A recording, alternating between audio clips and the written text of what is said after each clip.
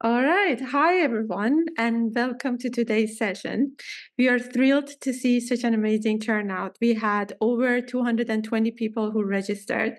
85% of you guys are from MIT and Harvard communities from various industries. I think about 30% of you are in healthcare, biotech, life sciences.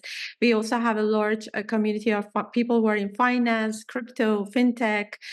We have people from space tech, prop tech, ed tech, and in VC and private equity, and of course AI, among many others. For those of you who don't know me, my name is Anushe. I'm a graduate of MIT Sloan Fellow MBA, class of 21. And alongside me, we have Christina Dolan, who is a graduate of MIT Media Lab, and Sam Hoig, who is a graduate of MIT MBA program. The three of us together, we started Crimson Founders with the mission to create a strong and supportive community for MIT and Harvard founders and startups through our platform, demo days, and conferences. I should share that Crimson Founders is an independent organization, and we are not directly affiliated with MIT or Harvard. However, we are very much, the MIT community have been very kind. All the alumni clubs of MIT and Harvard have been super, super supportive of us. So can you guys see my screen properly? Sam, Christina, Ahmad? Yes. Yeah, looks good to me. Okay, good. So currently our team is working on organizing a demo day for MIT and Harvard startups alongside with an AI and energy conference in Abu Dhabi. We have set it for January 2025. And this 3-day event will feature day one is going to be a happy hour for founders and investors. Day two is going to be the demo day with startups from MIT and Harvard. And day three is going to be panels on AI in different industries. And of course, we are in UAE, so we are going to have panels on energy as well. Ahead of our main event, we are hosting a series of virtual sessions to provide insight on entrepreneurship, investment landscape, success stories from founders and VCs in the region, and how life in Dubai and Abu Dhabi is like. If you have any questions or want to connect with us, you can connect with any of us through LinkedIn, or you can email us. I've shared all of our personal email addresses and the email of Crimson Founders on this slide. And if you want to know about the future events or you want to know about the main event in January and stay updated, you can either subscribe to our mailing list or you can follow us on our LinkedIn page. Today, we are thrilled to kick off our first session from MIT to the UAE with Christina Dolan and Ahmad Saleh. Throughout the session, I will be sharing information about the United Arab Emirates in the chat. I will also be posting questions for you to participate in polls. We will conclude with the Q&A, so please feel free to ask your questions in the designated Q&A area. And following the event, we will provide the presentation slides and an additional informative guide on doing business in the UAE, which was prepared by our esteemed partner, Al-Tamimi Group. Al-Tamimi and Company is the largest law firm in the MENA region, founded in 1989 by a Harvard alumni, Mr. Issam Al-Tamimi. Today, Al-Tamimi and Company has more than 500 legal professionals in 17 offices across 10 countries. What is very unique about Al-Tamimi and Company is that they are leading in the innovation and technology sector in MENA with a dedicated innovation, patent, and IP practice, which comprises not only of lawyers, but also engineers and scientists, supporting innovative-driven clients both locally and globally throughout their innovation cycle. Now, allow me to introduce our incredible speakers today, Ahmad Saleh and Christina Dolan. Ahmad is the partner and head of innovation of patent IP at Al-Tamimi and Company. He's a Canadian attorney and engineer with over 17 years of experience in IP and commercial law, with multiple advanced degrees in engineering, law, and business management. Ahmad leads the innovative 3IP practice at Al-Tamimi and Company, providing a unique blend of legal, business, and technology consultancy throughout the innovation lifecycle. He's highly skilled in guiding clients through research and development, patent protection, technology transfer, transactions, and litigation. Ahmad is also an MIT Sloan alumnus, having completed executive education in general management, innovation and technology, and artificial intelligence for business strategies. Now I'm pleased to introduce Christina Dolan, one of the founders of Crimson Founders. Christina is a renowned tech executive, entrepreneur, and MIT alumna. She is a senior lecturer at Columbia University's Technology Management Program and co-founder of Aditum, a European value-based healthcare ecosystem. Christina has served on the boards of several prominent cybersecurity firms and co-authored books on ESG, cybersecurity, and data economy. She also contributed to the World Economic Forum's cybersecurity publications. Her career spans executive roles at IBM, Oracle, Disney, and Hearst. And she led the MIT spin-out WordStream in AI and machine learning. She co-founded OneMain, which was acquired after a successful IPO. Christina's dedication to education led her to found Dream It, Code It, Bennett, where over $250,000 in prizes were awarded to students. Her efforts have been recognized with several accolades, including the Harold E. Lobdell Distinguished Service Award from MIT and the Coupe de Coeur du CEPIS Cybersecurity Europe Award. Without further ado, let's dive into today's session. Ahmad and Christina, over to you.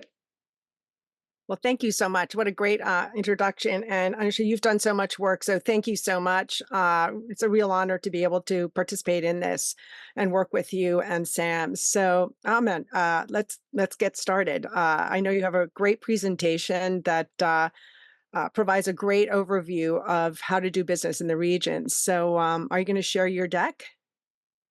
Yeah, let's do that. First of all, let me thank Crimson Founders, Anusha, Christina, Sam. Your team has done amazing work, honestly, connecting the MIT colleagues and fellows with the UAE actually ecosystem and community, which is very important. And we're going to discuss the importance of that now during the presentation. So thank you very much for that impressive and extremely important initiative that you've taken. And so we will be sharing these slides after the presentation, so you'll have a lot of this information. And I also wanted to add that we're going to have a Q&A at the end, and any questions that we don't get a chance to answer, we will be answering those through email afterwards. So we want this to be an informative session, and we want to keep up the dialogue. So with that, I'll let Ahmad get started. Sure. Thank you very much. Good morning, everyone. So it's morning in Boston, Massachusetts now. It's evening in Dubai, in Abu Dhabi, in the United Arab Emirates. And I'm very pleased today to discuss and present and discuss with Christina a little bit about the UAE ecosystem from the business perspective and from the legal perspective as well. First of all, let's have a little bit of overview over the UAE business ecosystem in a glance. Looking at Dubai today, and I'm sure that many of you have had the chance to visit Dubai in the last couple of years. It's very, very hard to imagine how Dubai and the United Arab Emirates looked like 30 years ago. And if you look back 35 years ago, actually in the 1990s, you would find that the United Arab Emirates was yet in a very in a stage where most of the economy was based on oil and gas. So limited. Actually, the United Arab Emirates, unlike many might think, it is not. It is the sixth. It had the sixth actually oil reserve in the world. So there are other countries in the region which have more oil and gas reserve than the United Arab Emirates. So the oil and gas reserve, for sure, it was one of the resources of the country and the main resource which has been used by leadership to diversify the economy. However, one of the essential reasons of that transformation, which happened between 1971, the independence of the United Arab Emirates, through 1990 up to today, is, I would say, is the mindset and the leadership skills which the United Arab Emirates has. And this is something that... Yeah, it's an impressive slide. I mean, I look at the bottom there, it's a significant decline in the reliance on oil and gas, which is why events like this become very interesting, and why the community is very interested. So very, interesting images there. It's beautiful landscape there. Yeah, definitely. And if you look at the projection of how Dubai would look in 5 and 10 years, according to some analysts, that's something that's also it's mind blowing actually. So actually, the leadership, they took benefit and advantage of a couple of very strategic aspects of the United Arab Emirates. The first aspect is, of course, the reserve in oil and gas. It has 6% of the global reserve of oil and gas. So this is one. Two, the strategic location is extremely important. If you look on the map, you will realize that the United Arab Emirates is located at the crossroad between actually Europe, Asia, and Africa, and being located in the Middle East. So this is a very strategic location to do business with these continents. Another key aspect is access to labor. So the United Arab Emirates has actually used very effectively access to labor and the human capital in the neighboring countries and in the neighboring continents, including Asia, India, for example. So that's an interesting point from a labor perspective. So it's not just local within the region. You're using talent from neighboring countries, because I know at one point we're going to talk about the golden passport concept, which a lot of people hear about and hoping to learn a little bit more about. But that's interesting. Yes, Christina, definitely. And even if you look at the population in the United Arab Emirates, actually 90%, around 90, between 85% and 90% of the population of the United Arab Emirates are expatriates. So, and only 10 to 15% are local Emiratis. So, wow. So yes, I mean, foreign reliance on labor from other countries was one of the key aspects of success of the United Arab Emirates. And the diversification actually strategy by leadership, and this started really early back then at the time of His Excellency Sheikh Zayed. He had a vision of transforming the economy and not only relying on oil and gas. So since then, he started really to invest into education, into healthcare. Education and healthcare actually were among his priorities. Happiness of his people actually was among his top priorities. So from back then, His Excellency Sheikh Zayed started the diversification actually strategy, and this mindset actually is what we are seeing today in our leadership here in the United Arab Emirates, which continues day after day. Wonderful.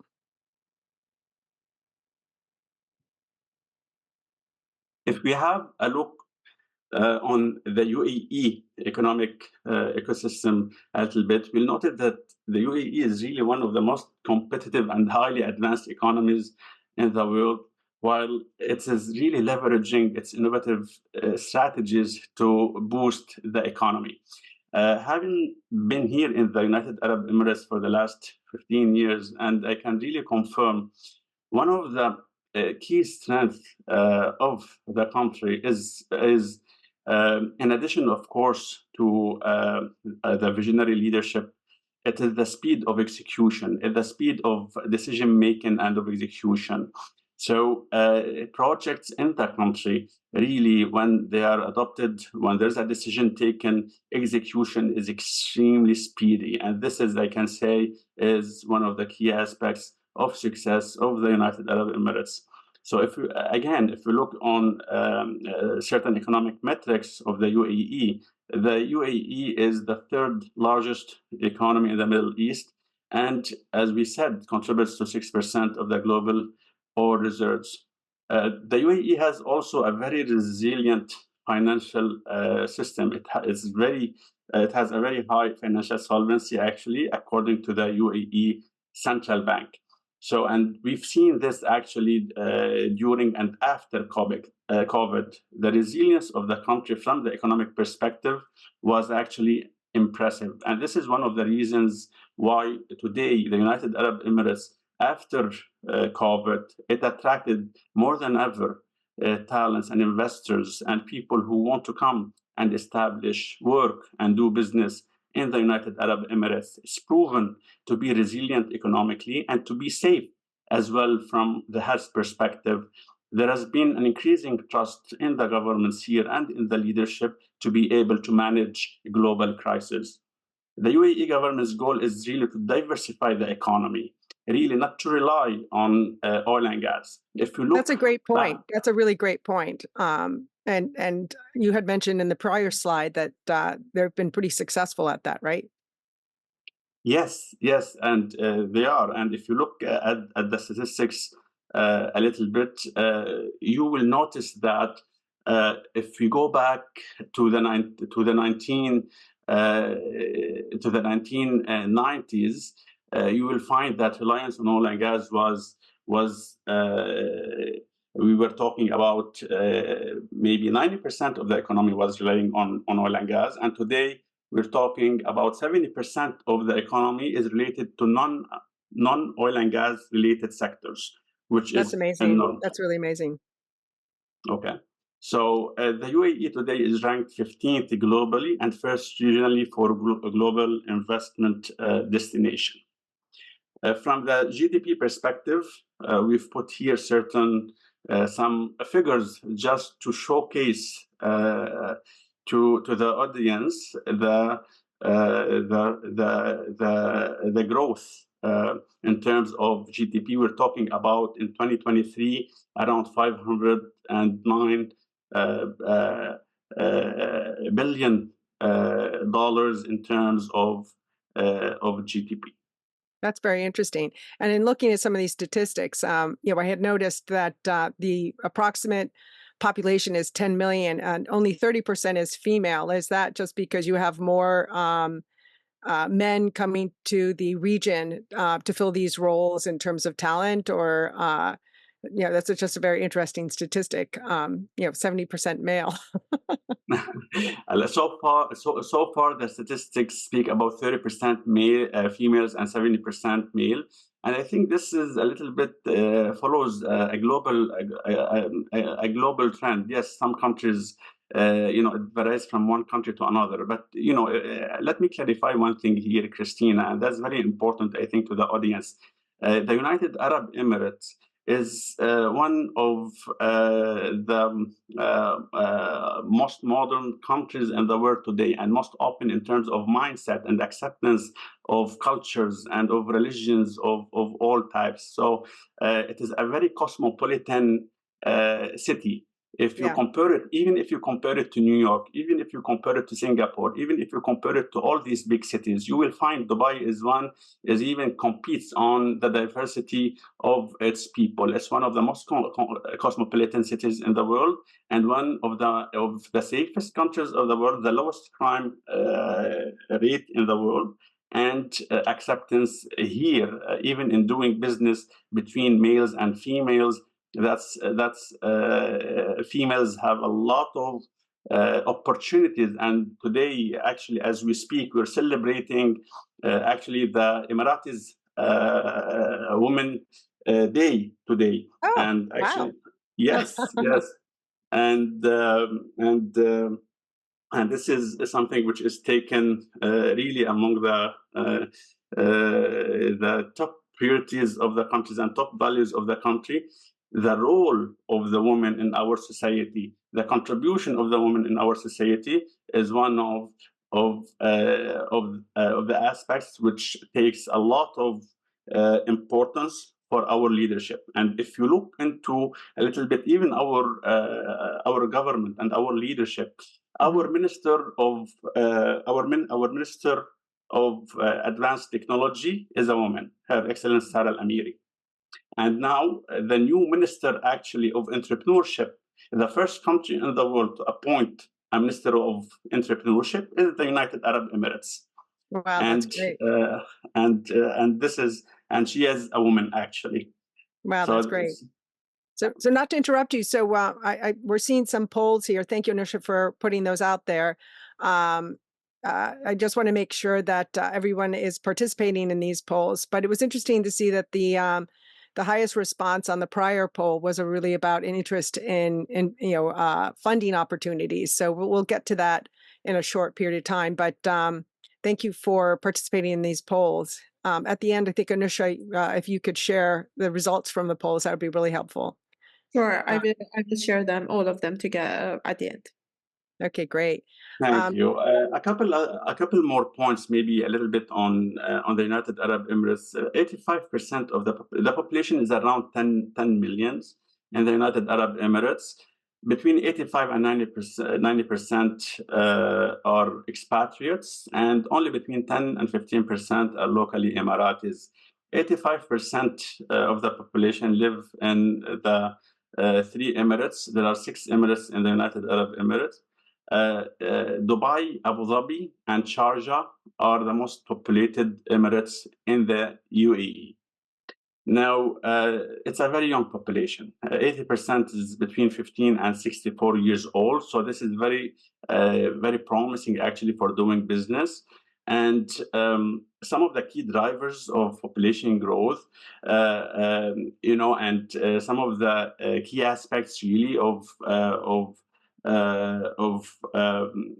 the ease of doing business here is the lifestyle and the infrastructure which the United Arab Emirates has. So the United Arab Emirates has a very sophisticated infrastructure, and for those who live in Dubai or who came to Dubai, they would know that the lifestyle here and the comfort of the lifestyle is one of the most amazing actually, and the highest in the world as well. I've actually heard a lot about that. So, it's great to see that you're emphasizing that. But anyway, you can go to the next slide. Oh, wait, I think you skipped one. All right. On the ecosystem. Thank you. So if you look into a little bit, a quick glance on the startup ecosystem in the United Arab Emirates. First, let's talk about the entrepreneurship a little bit ecosystem. According to the Global Entrepreneurship Monitoring Report, okay, for 2023-2024, the UAE ranks first globally in entrepreneurship, according to that report. Okay, and this is for the 3rd consecutive year. So that's actually really amazing result. And if you look into that, I was actually a member of the Global Entrepreneurship Monitoring Committee UAE chapter in the past, and the infrastructure again, it comes as one of, and because that facilitates and make it easier for startups to come and do business here and for entrepreneurs. So this was one of the factors actually which made the UAE, a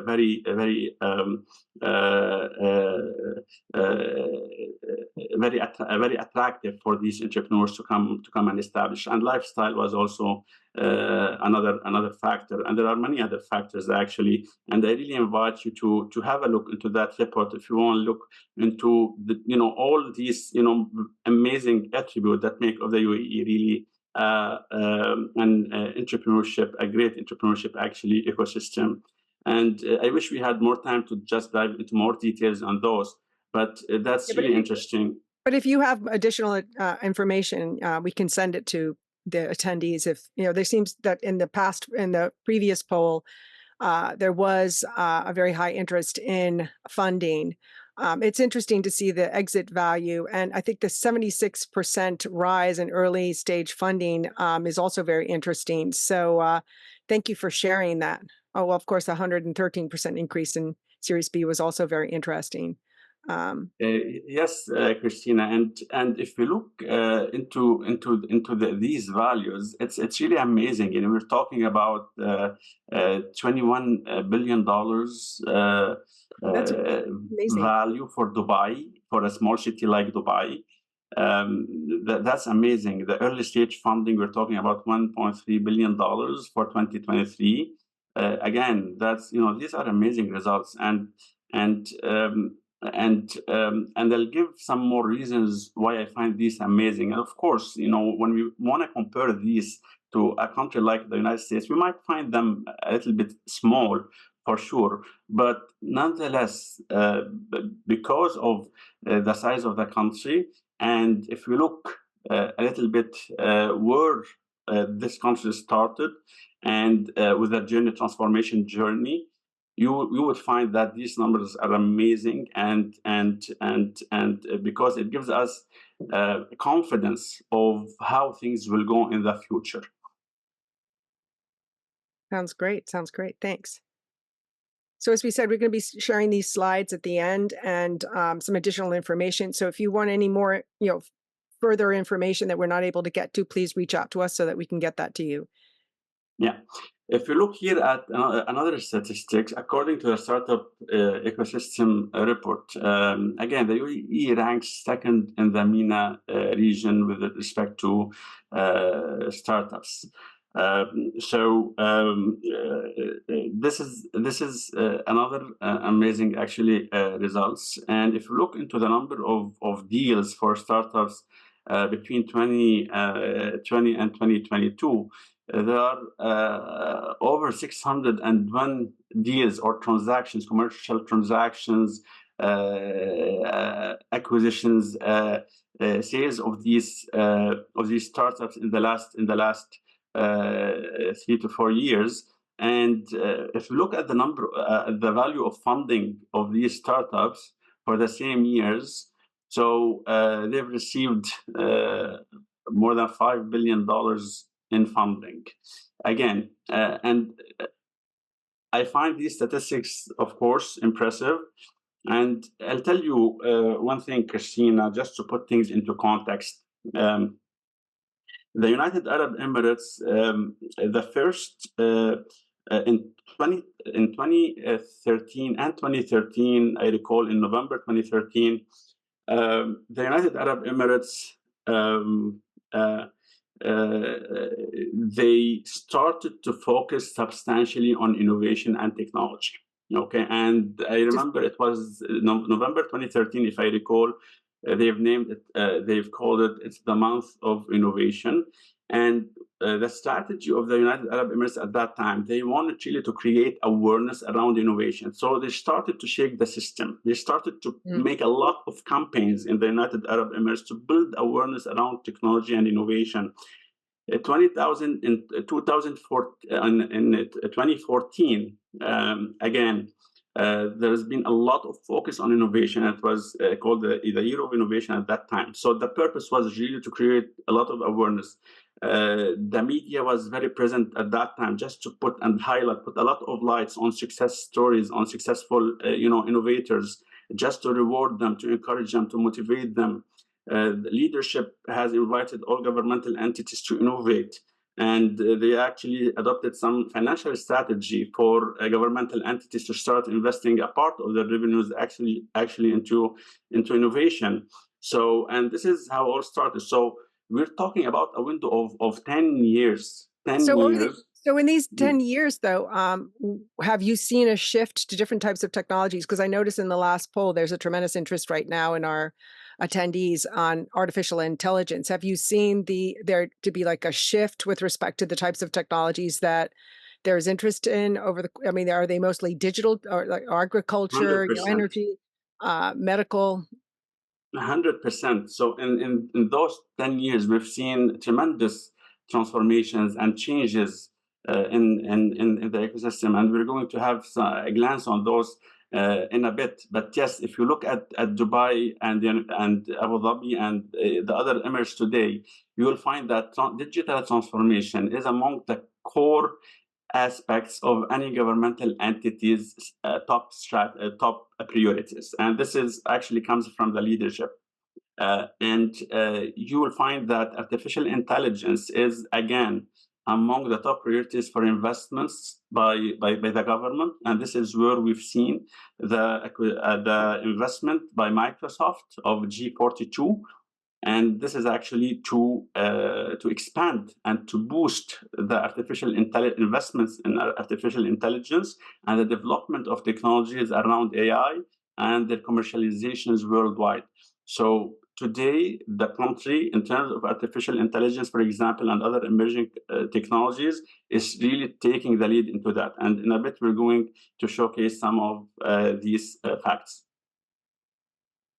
That's great. Well, thank you for sharing this. Let's have a quick look into the UAE's innovation ecosystem, and I think that many of you would know that an innovation ecosystem takes various or a number of stakeholders working together actually, and getting each other's right. So the governmental entities, academic institutes, and universities, research centers are extremely important within that ecosystem.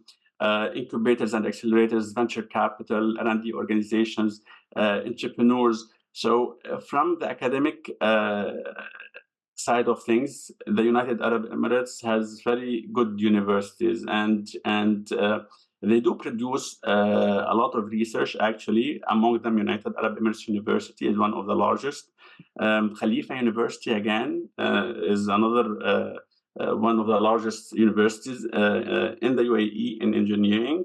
They focus a lot on engineering. Sharjah University, American University of Sharjah. So all of these universities are extremely active and focus a lot on research. We see a lot of innovations and patents coming from these universities. And these universities actually also they have developed in the last couple of years innovation centers to also help startups and entrepreneurs also to take these innovations to the market. And so now, are they collaborating at all with people in other parts of the world, or is it mostly people from the region that are involved with those R&D organizations or academic institutions? Very good question, Christina, and that's really a very important point that you just mentioned. These universities are all eager and keen to collaborate with entrepreneurs and startups from the globe, from across the globe, and especially from the United States and the Massachusetts ecosystem. So they would be welcoming collaborations from startups and entrepreneurs from MIT. I'm sure of that, and we hope in maybe the upcoming period, for those who are interested to connect with these universities, will be very happy to work with you, with the Crimson, and to do that bridging and that introductions as well.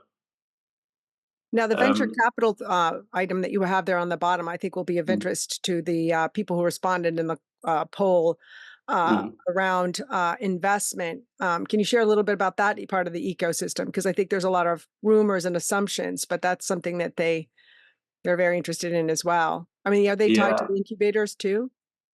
Yeah. Actually, we've been seeing an increasing number of VCs actually coming to the region. We've seen some unicorns coming out from the region as well. So there is an increasing number of VCs coming in, and they're contributing to the investments. And we've seen very, very positive signs about that. And this is something which will only continue to grow. And I am personally aware of a couple of very high-level and strategic initiatives which are being taken today by the government in order as well to enhance the investment ecosystem, whether it's VCs or private equities or other forms in the United Arab Emirates. If you look a little bit into the key players, this is just to give a quick glance, some examples. This is,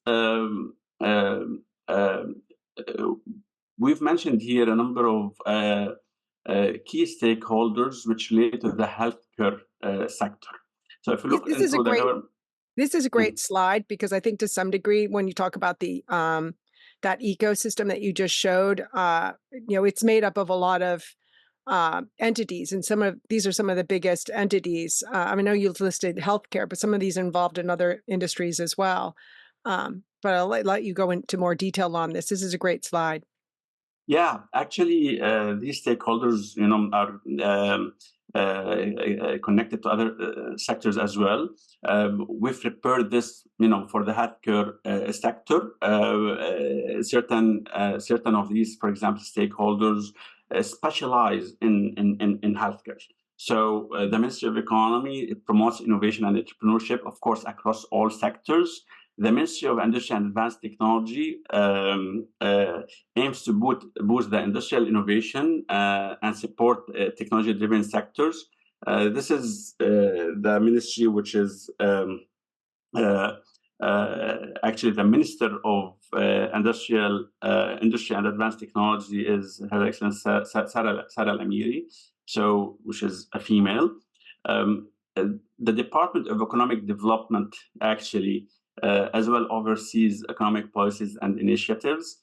We have the Emirates Drug Establishment again, which has been established recently in order to regulate the production and distribution of all medical products. Now, Her Excellence Fatima Al-Ka'bi, who chairs the Emirates Drug Establishment, is a very key figure in the United Arab Emirates. She is actually very proactive, very pro research and development, very pro innovation. So she's very keen into advancing actually the dynamics and the ecosystems in terms of supporting, coming up with policies with strategies in order to boost the innovation-driven pharma industry in the United Arab Emirates. For those who are in the pharma sector and healthcare sector, the focus today of the United Arab Emirates is really on research and development and innovation-based products. So that's key. Yeah. That's great to know, because Anusha had mentioned in the beginning that that's one of the, in terms of the attendees and the areas of interest, it was obviously one of the ones that's most interesting. Sure. And Her Excellence Fatima Al-Ka'bi is another female, just in brackets. She's amazing. I mean, if you meet her in person, she's a great leader. The UAE Space Agency is chaired by Her Excellence Sarah Al-Amiri again. And actually, Her Excellence Sarah Al-Amiri, a very young minister who drove the mission to Mars for the United Arab Emirates, actually. So that's an amazing story to tell. And there are a lot of opportunities actually within to collaborate with the UAE Space Agency on space technologies. So the UAE Space Agency welcomes collaborations and, of course, with the startups and entrepreneurs for developing new technologies to send to space. That's a great point, because we do have a number of alumni who've reached out to Anush and I and Sam that have an interest in this particular area, and you don't hear a lot about that aspect of research in that area. So thank you for pointing that out. Pleasure. I don't know how difficult it is to engage, without outside innovators or entrepreneurs. Happy together, Christina. We'll be happy to connect these startups, to the ecosystem in the United Arab Emirates. So for those startups who are interested to be connected to any of these organizations, we will be happy to support with that, along with Crimson, to do these introductions and to help as much as we can. Sounds great. Right. If we look into the R&D organizations, again, G42, a portion of G42 has been acquired by Microsoft, as mentioned earlier. G42 is a governmental entity. They do a lot of artificial intelligence, extremely advanced in AI technologies developments. This is and G42 They do actually welcome collaborations and with external partners as well. You would look at the Technology Innovation Institute, and I find this really impressive.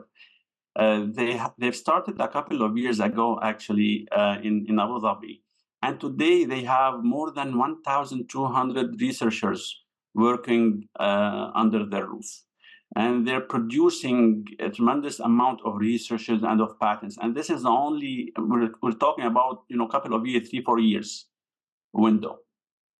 Wow, that's incredible. That's incredible. This is a great slide because people who are sort of new to the sort of ecosystem can be a sort of a little overwhelmed with respect to all of the different organizations that are involved in all these different aspects. But as you said before, they're all very important aspects of successfully engaging with the region. Yes, and the Technology Innovation Institute, going back to your point, Christina, that they overlap with many sectors.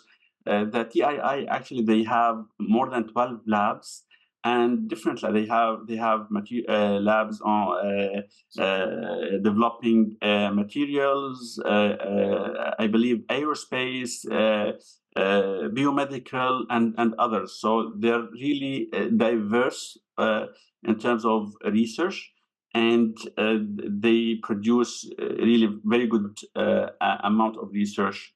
And it is governmental, actually, it's governmental led. Okay.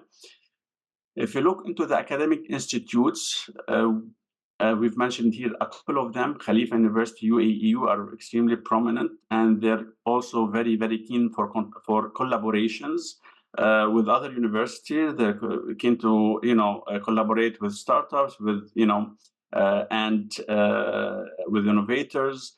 And please, we're connected to all these stakeholders for those who are interested in conducting and collaborating either on the research side or on the commercialization of innovation side of things. We're, of course, happy to help in connecting startups to those.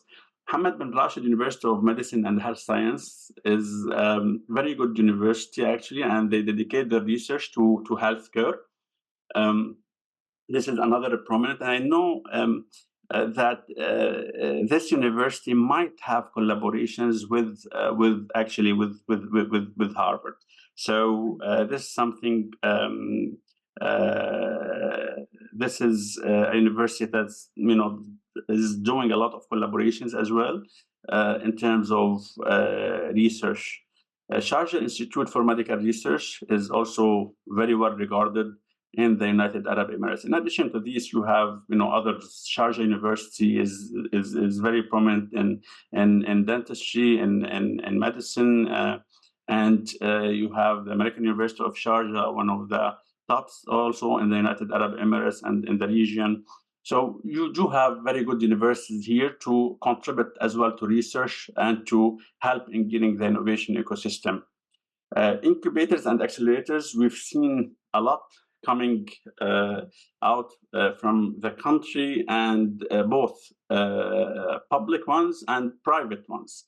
Hub 71 is very prominent. It's actually located at the Abu Dhabi Global Market, ADGM, Abu Dhabi Global Markets, and we'll talk about this in a couple of slides. So they offer incentives and support for startups and tech companies. Mohammed bin Rashid Innovation Fund, they do foster a culture of innovation and entrepreneurship, and they do actually provide help with funding, and they do help in connecting startups to governmental stakeholders. They're very well, they are governmental, so they do take every cohort a number of startups and prominent startups, and they help them to get funding, and they help them actually to get the right connections in the governments in order to either facilitate, for example, GVs or other forms of commercial collaborations with the government. And if any startups is interested, I'm member of the advisory board, actually, of Mohammed bin Rashid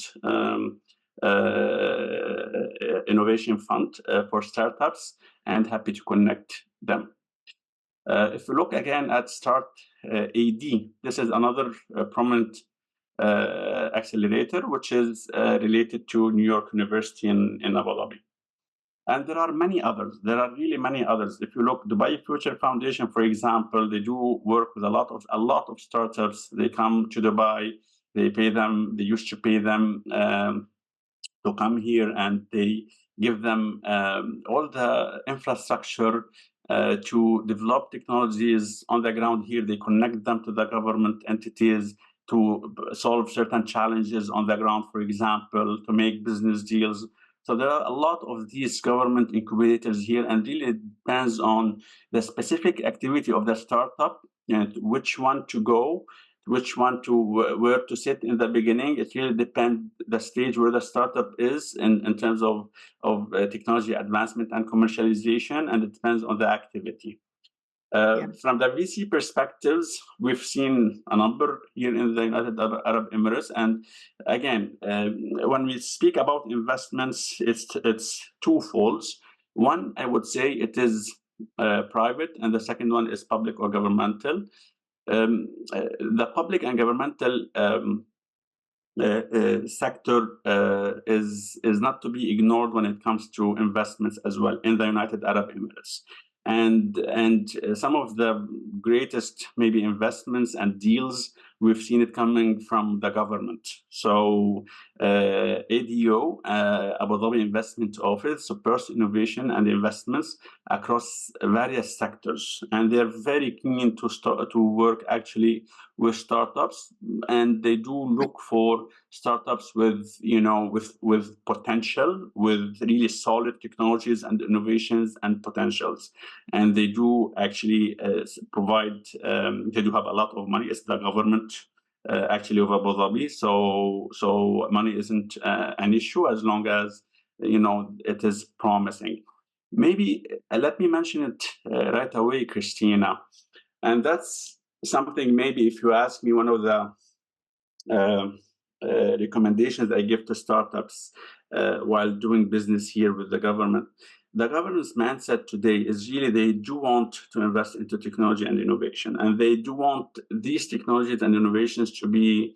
They love to see them growing here in the United Arab Emirates, and they would support it. Yeah, that's a great point, because they want them to stay local as well, not come and get the money and leave.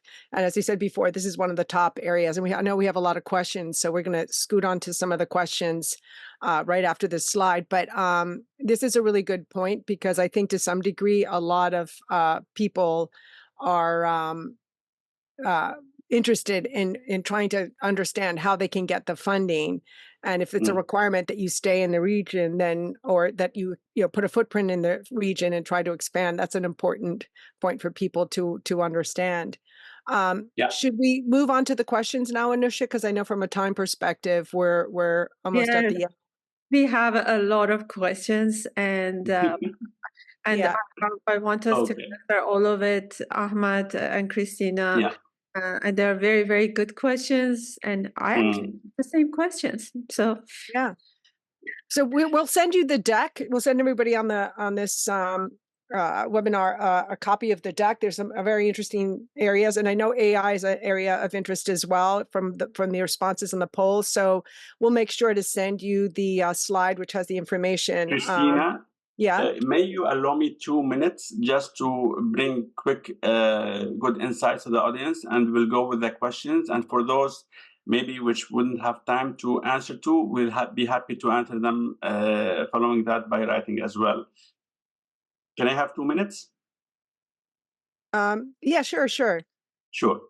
Okay, very, very quickly, these among the prominent sectors: healthcare, fintech, education, space, among the top priority sectors in the United Arab Emirates. So it's interesting to see water there.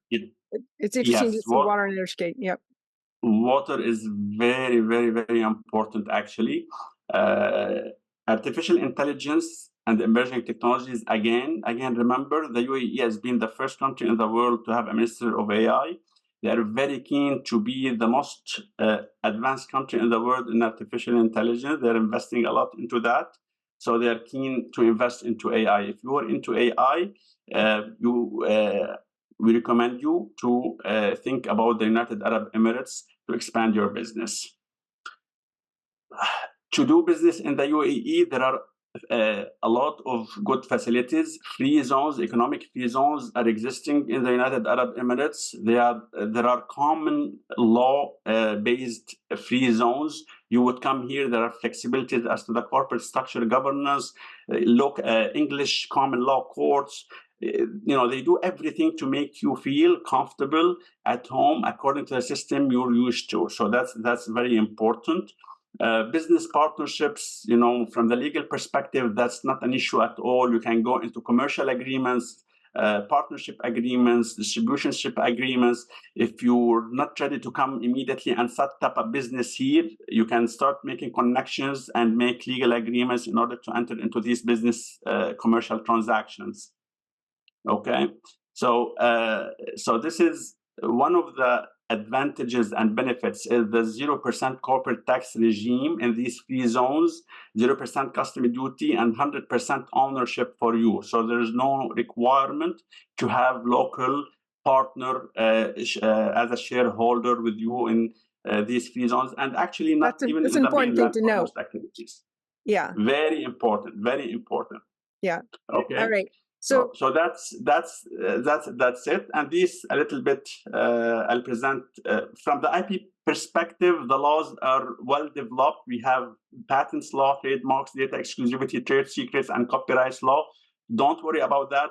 Think about the protection of your IP when you come to the UAE. Here, the mindset, they love to see you having intellectual property protection. That's very important for doing business in the UAE. And finally, these are some recommendations which we've mentioned during the presentation. We will leave it to you in the deck. Be ready to maybe connect with a local partner here to introduce you, like Crimson, for example. That's very important to help you understand the mindset, the business mindset and the business etiquette and how the system works here. And invest in R&D, bring your R&D here to the country, and be ready to work with the government. They love to see you coming with local development of technologies here. This is some key tips for doing business. And as we said, you'll get this in the deck. So let's switch over to some of the questions. All right, so lots of great questions. So the first question we have here is in the EU, it is expensive to patent. Is it expensive to patent in every member country?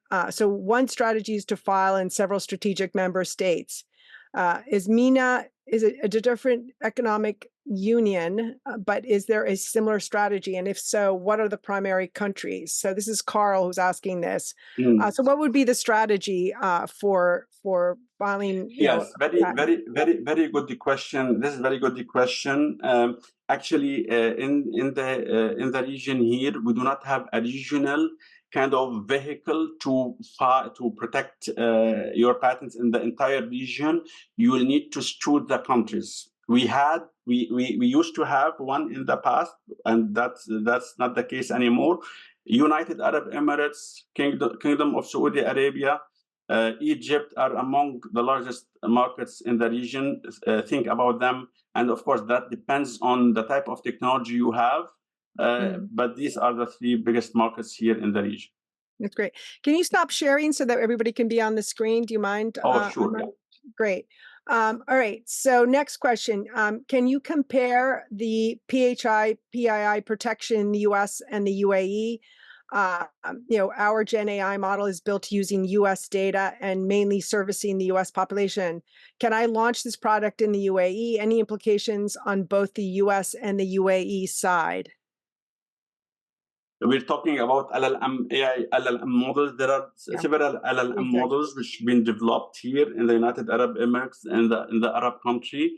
we will be very happy to connect you with the founders of these LLMs, including Mohammed bin Zayed University for Artificial Intelligence. They've developed JICE and as Arabic-based LLM, and they are keen for collaborations as well. So that's an incredible good project, very good, to consider collaboration with some stakeholders here. Happy to help.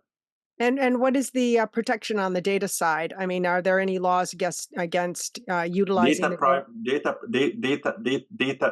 Now, again, data privacy. We have data privacy laws here in the country, and the other laws in data privacy and data protection are among as well of as part of the legal system here. But I cannot go in details with respect to the advice on the specific type of data and the specific use of that data and the protection therefore. Yeah. All right. So number 3 was what is the setup in the UAE to protect company intellectual property? Well, registration, patents. You need to register your patent. So this is one, and this is very similar to the process in the United States, actually. So you need to file for your patent application if we're talking about an invention in due course. So, and this, really depends on your situation. If you're not sure, reach out to us and we'll help you with that. Trademarks, you should register your trademarks. Very, very important. Copyright is not a requirement to register copyright here. It's the UAE is member of the Berne Convention, so they would recognize your copyright, your foreign copyright. We do register in due course if we have to go to the courts, just to make it easier to enforce. This is some quick tips. All right, sounds great. All right, next we have.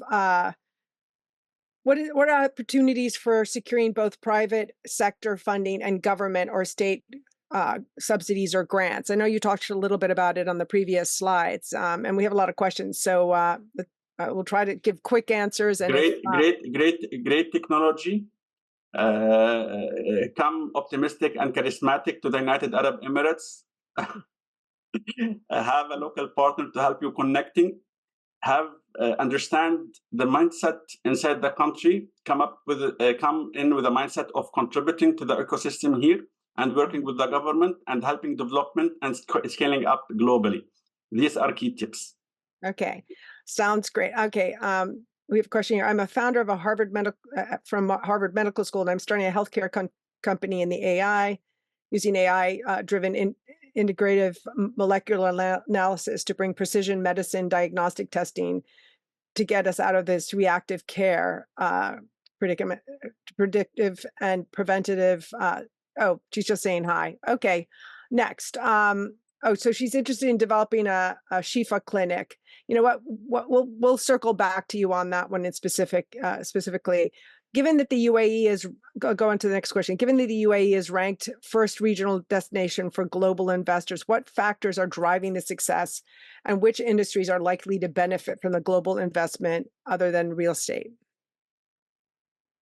Okay. Trust is extremely important. If you ask me what drives, one of the key factors is really trust. Resilience of the economical resilience the UAE has shown, the leadership, the quality of the leadership, of the transformational leadership we have inside the country, the speed of execution, the seriousness of investment in technology and emerging technologies, the wealth funds which exist inside the country, the strategic location of the United Arab Emirates, the ability of the UAE to attract global investors, businessmen, entrepreneurs to come and live here due to the lifestyle and the quality of the infrastructure here. They are all key contributors to attracting global investors here. Come to Dubai for a week, and I promise you that you will not leave without investing. Well, here's another question. There's an existing company. They have an existing company, and they're trying to figure out. They just want to hear your thoughts about either setting up a JV or what are the best ways for an existing company to establish a relationship with a local partner? I'm sorry, can you repeat that question, Christina? They're an existing company and they're trying to figure out, what are the options in terms of, setting up a JV or working with a local partner. What are the different approaches? For the legal structure, this depends on your situation. You have different options. You can come and set up physically here and then have commercial agreements with your partners. You can set a GV. Actually, you're bringing something, the other party in the UAE is bringing another thing, such as distribution or whatever. So you can have a corporate GV or you can have a commercial GV.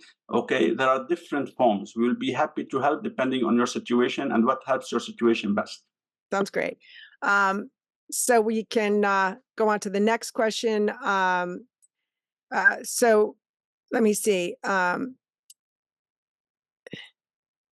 to pick some questions here and generalize them. Can you share some insights on the local talent pool in the UAE and how easy is it to find skilled employees, particularly in the tech and product development space? It's easy to attract talents to Dubai. We don't have any challenges attracting talents. When we decide to hire, it's very easy to hire. We can attract talents from all over the world to Dubai. That's not a challenge at all. So there are talents, increasing talents coming to the UAE. We spoke about 10 million in the UAE today, 90% expatriates and professionals. So there is good pool and you can hire and attract people to come and work in Dubai due to all the dynamics that we spoke about. When I hire, as in my law firm, I put open a position in Dubai. It's filled in no time. Unlike it's if you go in contrast to some other countries, which may take more time. All right, sounds great. What are some common mistakes that foreign fund founders make when they come to the UAE, and how can they be avoided? That's a good question. The mindset, not understanding the local mindset of doing business here and of approaching governments and local officials and local businessmen, and so that's extremely important to understand. Understanding the right mindset, approaching in the right manner, even if you have a great technology and you don't approach it, in the right manner, that can be detrimental. So now we have a question. Obviously, people had expressed an interest in the funding piece here. What's the process for raising a Series A round in the UAE? Sort of what are the key differences in expectations from local versus international investors? All right, that's a big question, and I'll answer extremely in a glance, and we'll be happy to provide more details, maybe by writing or to refer to some material we have. Actually, in the UAE, we've seen a lot of startups in the UAE raising funds here locally through both local and global investors. The fact of being in Dubai here, it do help to, as we mentioned, to create trust and trust by investors in investing in the startup. There are great actually legal structures. So if you establish, for example, a company in ADGM or in the DIFC, okay, these are highly reputable ecosystems here that do have the legal structures in order to raise funds, actually. And they do have the flexible corporate governance structure in order to allow investors to have properly and legally structured shares in these companies. So, and the regulatory framework is very sophisticated here and well developed to protect investors. For all these factors, we've seen a lot of investors coming to the UAE comfortable to invest and to put their money here in the United Arab Emirates. So these are among the factors. And from the legal perspective, there's no difficulties in ensuring or in securing the rights of the various stakeholders. So how are we doing on time, Anusha? Should we just keep going or? It depends on Ahmad if he's too. I don't know. I think we can do 2-3 more questions. 2 questions. Sounds great. Okay. So Ahmad, are you okay with it? I don't want to. No worries at all. Thank you so much. Do I have a dinner for that? Oh, absolutely. Yeah. Absolutely. So can a startup based in the UAE free zone still access the local market without significant limitations? Or would that require a mainland send up or local distributor or some sort of a partnership? Okay, that's actually a good question. So free zones normally they are not companies in the free zones are not allowed to trade with the mainland without going through a local distributor in the mainland or having themselves established a company in the mainland. Okay, the free zones are excellent zones to establish startups. So ADGM they've a structure for tech startup, very easy to set up for emerging technologies and for seed for emerging startups and for seed startups. Actually, they do have these options. The DIFC they do have the innovation license as well. Very flexible, cheap, quick to establish. Now, when you want to do business with the mainland, you need to go through a distributor there or to create a company. And that's something we do routinely. Have some, in the company structure or the corporate structure, we would have companies in the free zones, another company, for example, in the mainland, even under one group and doing business together. Okay, so one of the other questions we have is how does the cost of living and operating in the UAE, like Dubai or Abu Dhabi, compare to other major startup Less hubs like expensive Singapore than or London? less expensive than Massachusetts in terms of real estate. In terms of real estate and hotels, for sure, less than Massachusetts, which I consider one of the most expensive in the world. Now, Dubai is not cheap actually, but you get the lifestyle. So you get the lifestyle. At least you got something for your money. Well, living in New York, I think that's an important thing. So I think that we've pretty much covered most of the questions at this point. Thank you so much for taking the time. And Nusha, you've done an amazing job engaging everyone. Thank you so much for hosting this and organizing this. And Thank you. We did it thanks. together. It was a job. Sam and Christina and I, we worked very, very hard on this. And Ahmad works extra hard with an entire team. You have no idea what the team of Ahmad. Ahmad, we got a lot of messages for you in the chat that people want to connect with you. I shared your LinkedIn as well. And guys, whoever is on the call, if you're come to Dubai, contact me, message me on WhatsApp. I love to meet you. And also, Christina is in New York, so contact her in New York, and Sam is in Boston. Contact Sam in Boston and contact both Ahmad and I in Dubai. And Wonderful. let me take this opportunity to thank really you, Anusha, Christina, Sam. Christina, thank you very much for this wonderful interactive discussion and for making it so interesting to discuss it. Anusha, your enthusiasm, optimistic, your smile, your energy, it's really something which is extremely valuable. Thank you very much for giving us all, the big amount of energy to make this happen, and looking very forward, to working with you and supporting the MIT startup community in the United Arab Emirates. Esteemed audience and MIT colleagues, fellows, thank you very much for your time, and we're here to support you. We know you have a lot of stress over there. You have a lot on your shoulders, developing technologies and innovations for the best, for all the globe, actually, for the interest of the entire society. Thank you, and we're here to support you. Whenever you want to come to the region here, we're here to support you. Thank you very much.